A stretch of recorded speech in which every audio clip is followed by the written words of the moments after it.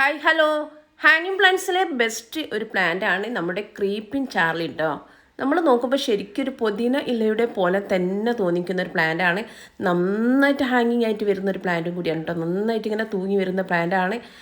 ഒരുപാട് കെയറിങ് ആവശ്യമില്ലെങ്കിൽ ചില കാര്യങ്ങളൊക്കെ നമ്മൾ ശ്രദ്ധിക്കണം. നല്ലൊരു ഷെയ്ഡ് ലിവിങ് പ്ലാന്റാണ്. ഇതിന് അധികം വെയിൽ ഇഷ്ടമില്ല. നല്ലൊരു ഷെയ്ഡിൽ വെച്ച് കൊടുത്താൽ മതി. ഇപ്പോൾ മഴയൊക്കെ പെയ്യുന്ന സമയത്ത് മഴ പെയ്യുന്നതിൻ്റെ ഒരു ഈർപ്പം തട്ടിയാലും കൂടി മഴക്കാലത്ത് നല്ല രീതിയിൽ ഉണ്ടാകുന്ന ഒരു പ്ലാന്റാണ് നമ്മുടെ ഒരു ക്രീപ്പിംഗ് ചാർലി കേട്ടോ. അപ്പോൾ ഇത് നമുക്ക് ഹാങ്ങിങ് ആയിട്ട് നല്ല രീതിയിൽ നമുക്ക് ഔട്ട്ഡോർ ആയിട്ട് വളർത്താൻ പറ്റുന്ന ഒരു പ്ലാന്റാണ്.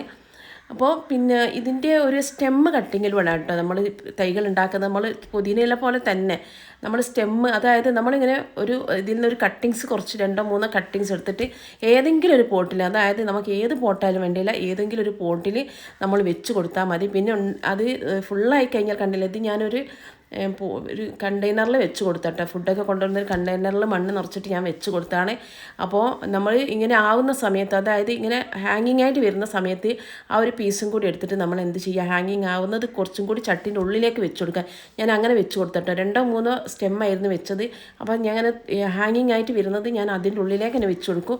അത് ഈ ചട്ടി കംപ്ലീറ്റ് ആയതിൻ്റെ ശേഷം, അതായത് ചട്ടിൻ്റെ ഉള്ളിൽ കംപ്ലീറ്റ് ആയതിൻ്റെ ശേഷം നമുക്ക് ഹാങ്ങിങ് ആയിട്ട് വന്നിട്ടുണ്ടെങ്കിൽ കാണാനും നല്ല ഭംഗിയായിരിക്കും കേട്ടോ.